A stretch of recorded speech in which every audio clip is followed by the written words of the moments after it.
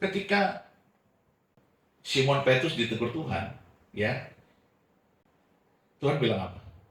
Tuhan nggak bilang Petrus, apakah kau mengasihi aku? Enggak. Setelah Tuhan melihat Simon Petrus menjadi pemimpin yang membawa murid-murid yang lain untuk pergi menangkap ikan, Tuhan kecewa. Maka dia izinkan Simon Petrus mengalami sebuah masalah penangkapan ikan yang gagal total pada saat itu. Tuhan izinkan, kenapa? Karena dia ingin membuat mata rohani Simon Petrus dan kawan-kawan itu celik, itu bangkit, itu melihat benang merahnya, di mana kesalahan mereka. Jadi seorang profesional yang sudah ahli dalam menangkap ikan, tiba-tiba tidak menangkap ikan. Sepanjang malam sampai pagi hari, sampai subuh, mereka nggak dapat ikan. Padahal ikan itu biasanya dari malam sampai subuh, sampai pagi. Bahkan ketika Yesus melihat dan menegur mereka, itu pada siang hari, yang seharusnya memang tidak ada ikan. Dan Yesus tanya, anak-anak, adakah lauk pauk padamu? Dan mereka dengan spontan menjawab, tidak ada. Lalu Tuhan cuma bilang begini, tebarkanlah jalamu di sebelah kanan. Siang hari. Dan ketika mereka menangkap ikan yang begitu banyak sampai tidak muat lagi jaring mereka, mereka baru sadar bahwa itu adalah Tuhan. Tuhan kita penuh kasih karunia, penuh kesetiaan, panjang sabar, dan kebaikan. Setuju? Amin. Tapi jangan kita membuat diri kita tidak melakukan keselamatan kita, mengerjakannya dengan takut dan gentar dong. Jangan sampai kita tidak melakukan pekerjaan keselamatan kita dengan takut dan gentar dong. Harusnya kita gentar, takut. Supaya apa? Supaya kita berkenan kepada Tuhan. Jangan lagi menajiskan tubuhmu, menajiskan pikiranmu, menajiskan perkataanmu, menajiskan tindakanmu. Berhentilah, bertobatlah. 3 kali Tuhan menampakkan ini kepada saya. Pertama, anak rohani saya. Kedua, saudara, istri saya. Dan ketiga, teman saya. Saya merenung dan saya bertanya, why? Lalu Tuhan bilang apa kepada Simon Petrus? Dia tidak bilang, Petrus, kan Tuhan sudah bilang, namamu bukan lagi betul tidak? Tuhan sudah bilang bahwa namanya menjadi Petrus, betul tidak? Engkau Petrus, batu karang. Di atas batu karang ini akan kudirikan gerejaku. Tuhan sudah bilang nama dia menjadi Petrus. Tetapi ketika selesai di pantai Danau Galilea itu, Tuhan manggil apa? Simon, apakah kau mengasihi aku? Coba, apa artinya Simon? Shema Israel, Adonai Elohenu, Adonai Echad. Shema, akar kata Simon itu adalah Shema. Shema artinya, Simon artinya, dengarlah. Jadi, Tuhan bilang ke Petrus, dengar anak Yohanes. Betul tidak? Apakah kau mengasihi aku? Lebih daripada semua ini. Dengar anak Yohanes. Simon anak Yohanes. Dia tidak bilang Petrus anak Yohanes. Sebab engkau belum Petrus. Engkau belum Petrus. Maka aku bilang, dengarlah anak Yohanes. Apakah kau mengasihi aku? Lebih daripada semua ini. Lebih daripada semua ikan-ikan yang kau tangkap ini. Lebih daripada semua yang engkau bangga-banggakan ini. Dan Simon tidak mengerti dan dia dengan begitu pede, bangga, ya Tuhan, aku mengasihimu. Sampai 3 kali Tuhan bilang, Tuhan tidak berubah. Simon anak Yohanes, dengarlah anak Yohanes. Yohanes. Simon anak Yohanes, dengarlah anak Yohanes. Simon anak Yohanes, dengarlah anak Yohanes. Apakah kau mengasihi aku? Baru di situ dia nangis. Dia tahu, dia sadar, aku tidak mengasihi Tuhan. Aku tidak mencintai dia dengan segenap hati, segenap jiwa, segenap kekuatan, segenap akal budi. Maka dia bilang, Tuhan, kau tahu hatiku. Bertobat dia di situ. Baru setelah dia bertobat, manifestasi kuasa Allah bekerja ketika Tuhan bilang, engkau tidak perlu peduli masa dan waktunya, kau tidak perlu tahu pemulihan Israel, kerajaannya, politiknya, engkau tidak perlu tahu. Tetapi ketika engkau dipenuhi Roh Kudus, engkau harus pergi bersaksi.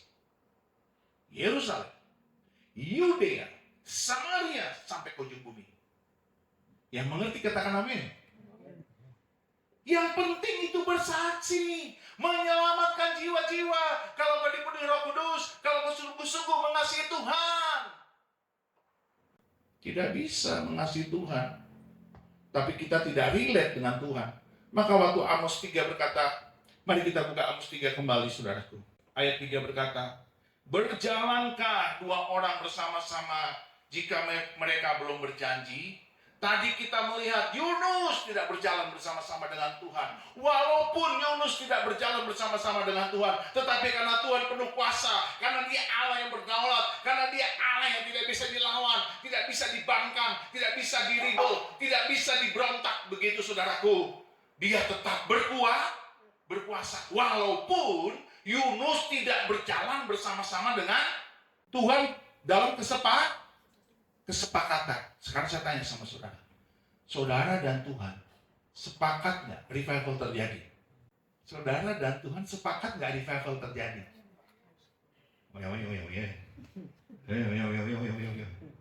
Nggak kedengaran.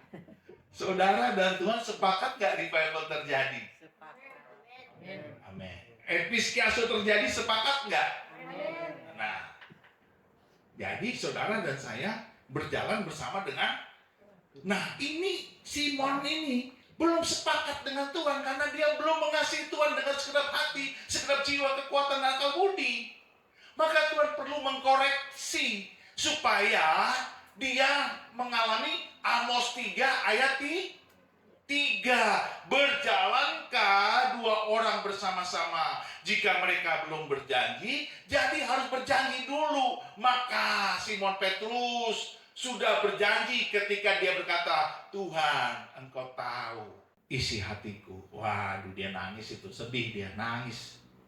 Dan ketika dia sudah berkata begitu, Tuhan bilang, gembalakanlah domba-dombaku. Aman? Aman.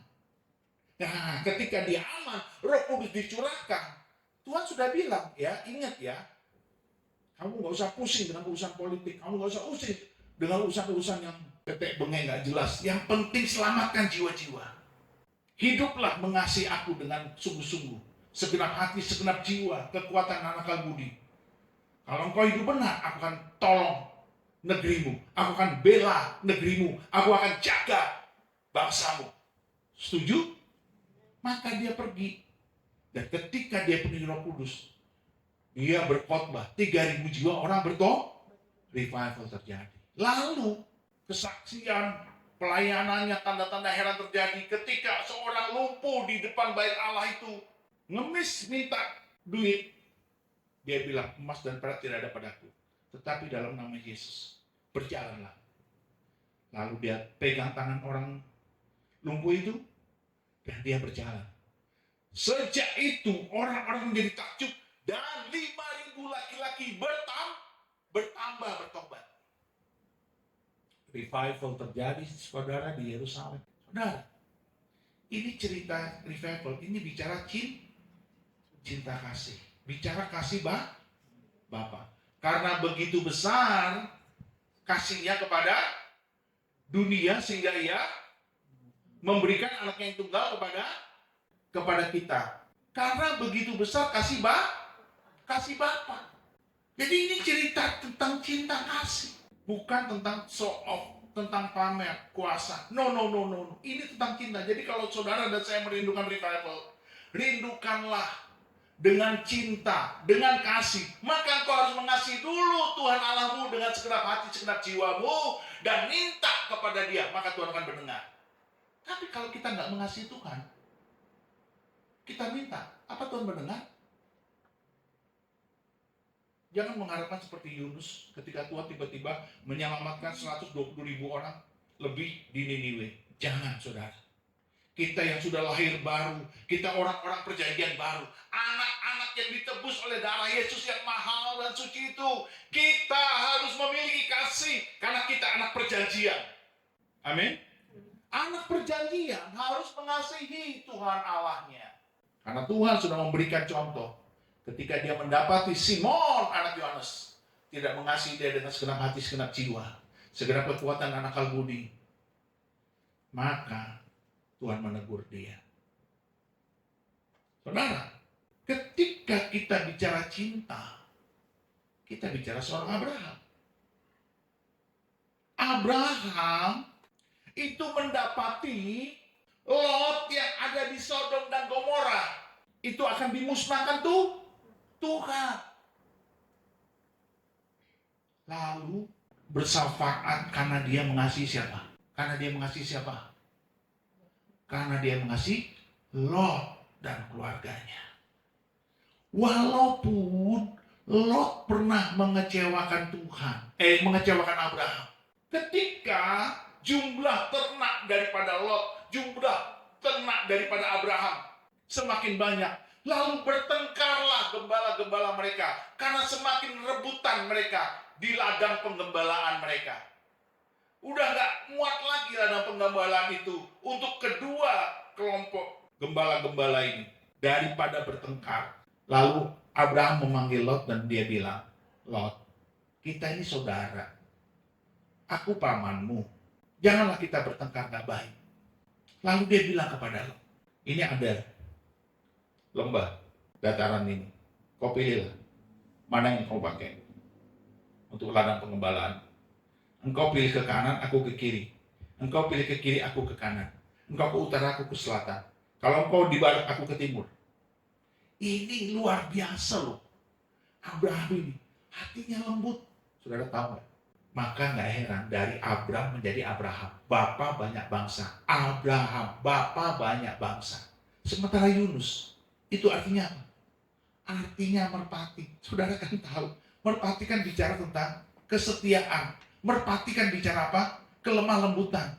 Merpati itu nggak pernah tinggalkan pasangannya. Jadi dia setia. Itu simbol daripada, bahkan Roh Kudus pun simbolnya merpati. Saudara lihat Yunus, tetapi kelakuan Yunus bukan kelakuan seperti merpati. Nama Yunus merpati artinya. Abraham, bapak banyak bangsa, cocok. Dia bilang kita nggak cocok lah. Masa kita bertengkar, saudara kita ini. Ayo mau pilih. Coba saudara lihat, seorang paman yang baik malah mendahulukan Lot, saudara. Aduh, ini Lot nggak tahu diri. Harusnya kan nggak begitu. Oh nggak, paman dulu lah. Betul tidak? Betul tidak? Jangan kayak generasi sekarang, generasi Gen Z, milenial, banyak sekali nggak menghormati orang tua, banyak sekali tidak menghormati bapak ibunya. Ini nggak benar. Ini anak juga tidak menghormati pamannya. Tiba-tiba dia pilih lahan yang gemuk, lahan yang subur. Dan Abraham dengan legowo, dengan rela hati mengikhlaskan itu, dia nggak masalah. Memang orang baik selalu penuh dengan kelembutan. Orang baik penuh dengan kesabaran. Dia betul-betul baik. Dan saudara lihat, ketika tiba-tiba Tuhan memberitahukan kepada Abraham bahwa dia akan menghancurkan Sodom dan Gomora, dia langsung ingat, Lot, ada keponakanku di sana. Dia nggak tahu, kan sudah lama nggak ketemu. Dia nggak tahu bahwa Lot itu berapa sih jumlah keluarganya. Dia berdoa kepada Tuhan. Saudara, dia bilang apa? Dia bilang apa? Ayo kita buka, kita berjadian, ya. Kita harus buka-buka kita supaya saudara pintar. Ya enggak? Kasihan ini peristiwa ini. Tapi saya mau mengajarkan kita bahwa Abraham ini berbeda daripada Yunus. Sangat berbeda. Sangat berbeda. Aduh, sedih saya bacanya. Tapi ya harus kita baca. Ini firman Tuhan mengajarkan kita kebenaran. Saudara lihat ya. Jadi saudara, kalau saudara melihat bahwa Tuhan ingin menghancurkan sebuah kota, sebuah negara, jangan senang. Kita kan senang kalau orang jadi hukum. Betul tidak? Ayo, jujur. Senang tidak orang jadi hukum Tuhan? Pertanyaannya kan, kayak kita bener aja. Kayak kita bener aja. Jadi kalau ada orang jadi hukum Tuhan, kita tidak setuju. Ya. Dan kita lihat ini. Kejadian 18 ayat 23 sampai dengan 33. Demikianlah firman Tuhan. Abraham datang mendekat dan berkata, apakah engkau akan melenyapkan orang benar bersama-sama dengan orang fasik? Bagaimana sekiranya ada 50 orang benar dalam kota itu? Apakah engkau akan melenyapkan tempat itu? Dan tidakkah engkau mengampuninya karena ke-50 orang benar yang ada di dalamnya itu? Jauhlah kiranya daripadamu untuk berbuat demikian, membunuh orang benar bersama-sama dengan orang fasik, sehingga orang benar itu seolah-olah sama dengan orang fasik. Jauhlah kiranya yang demikian daripadamu. Masakan hakim segenap bumi tidak menghukum dengan adil? Tuhan berfirman, jika aku dapati 50 orang benar dalam kota Sodom, aku akan mengampuni seluruh tempat itu karena engkau. Abraham menyahut, sesungguhnya aku telah memberanikan diri berkata kepada Tuhan, walaupun aku debu dan abu, sekiranya kurang 5 orang dari ke-50 orang benar itu, apakah engkau akan memusnahkan seluruh kota itu karena yang 5 itu? Firman-Nya, aku tidak memusnahkannya jika aku dapati 45 di sana. Lagi Abraham melanjutkan perkataannya kepadanya, sekiranya 40 didapati di sana, firman-Nya, aku tidak akan berbuat demikian karena yang 40 itu. Katanya, janganlah kiranya Tuhan murka kalau aku berkata sekali lagi, sekiranya 30 didapati di sana, firman-Nya, aku tidak akan berbuat dengan demikian jika aku dapati 30 di sana. Katanya, sesungguhnya aku telah memberanikan diri berkata kepada Tuhan, sekiranya 20 didapati di sana, firman-Nya, aku tidak akan memusnahkannya karena yang 20 itu. Katanya, janganlah kiranya Tuhan murka kalau aku berkata lagi sekali ini saja, sekiranya 10 didapati di sana, firman-Nya, aku tidak akan memusnahkannya karena yang 10 itu. Lalu pergilah Tuhan setelah ia selesai berfirman kepada Abraham. Dan kembalilah Abraham ke tempat tinggalnya. Saudara lihat, Abraham gak pernah tahu Lot itu dan keluarganya jumlahnya berapa. Karena sudah hilang komunikasi, sudah lama berpisah. Dia gak pernah tahu. Jadi pikiran dia begini, jangan-jangan Lot dan orang-orangnya, anak buahnya, pekerjaannya, ya kan? Itu ada 50 orang lah. Tapi tiba-tiba dia dikasih tahu Roh Kudus, nggak sampai. Lalu dia minta, kalau kurang dari 45. Tuhan bilang, karena Tuhan itu sayang kepada Abraham, sama seperti dia sayang kepada kita. Oh nggak akan kuhukum. Tuhan, sekali lagi, kalau hanya 40. Jadi Roh Kudus kasih tahu dia, sampai akhirnya dia minta diskon terus. 40, 30, 20, 10. Nah, dia pikir sampai 10 pasti adalah keluarganya. Betul nggak? Itu pikiran dia bahwa lo punya istri, punya anak, punya menantu. Kan begitu kira-kira. Dan punya anak buah. Ternyata kan tidak. Lot itu ternyata anaknya cuma 2 perempuan, lalu menantu-menantunya laki-laki 2, nggak sampai 10. Makanya Sodom dan Gomora akhirnya hancur juga. Karena tidak ditemukan 10 orang benar. Jadi Abraham berdoa buat Lot, keponakan yang tidak tahu diri, keponakan yang tidak punya sopan santun. Sudah dulu berantem gembalanya, dia tidak minta maaf, tapi malah dia minta lahan yang gemuk-gemuk lebih dulu. Bukannya pamannya didahulukan, malah dia ngambil dulu lahan yang gemuk. Nah, sekarang dia di Sodom, mau dihancurkan Tuhan. Lot datang dengan kasih. Abraham datang dengan kasih. Berdoa kepada Tuhan. Saudara, itu kita harusnya. Kita bukan Yunus, tapi kita Abraham punya hati mengasihi jiwa-jiwa yang sesat. Tapi bagaimana saudara dan saya mau mengasihi jiwa-jiwa yang sesat? Saudara dan saya aja masih sesat. Artinya tidak mengasihi. Bagaimana mungkin? Negeri ini lagi sesat, saudara. Aneh-aneh kelakuannya. Tapi kita gak cukup cuma marah. Kita harus mengasihi dan mengampuni. Abraham ini sudah melakukan paga. Mari kita buka. Yuk, di Yeskiel. Ini keren banget nih Abraham ini. Untung dia tidak tahu berapa jumlah keluarganya Lot. Yeskiel 22 ayat 30 sampai dengan 31. Demikianlah firman Tuhan. Aku mencari di tengah-tengah mereka seorang yang hendak mendirikan tembok atau yang mempertahankan negeri itu di hadapanku, supaya jangan kumusnahkan. Tetapi aku tidak menemuinya. Maka aku mencurahkan geramku atas mereka dan membinasakan mereka dengan api kemurkaanku. Kelakuan mereka aku timpakan atas kepala mereka. Demikianlah firman Tuhan Allah. Saudara lihat, Tuhan butuh seseorang di muka bumi ini untuk menjadi pendoa syafaat seperti Abraham ketika dia berdoa buat Sodom dan Gomora. Amin. Tetapi doanya Abraham tidak dikabulkan Tuhan karena tidak ada 10 orang benar. Amin.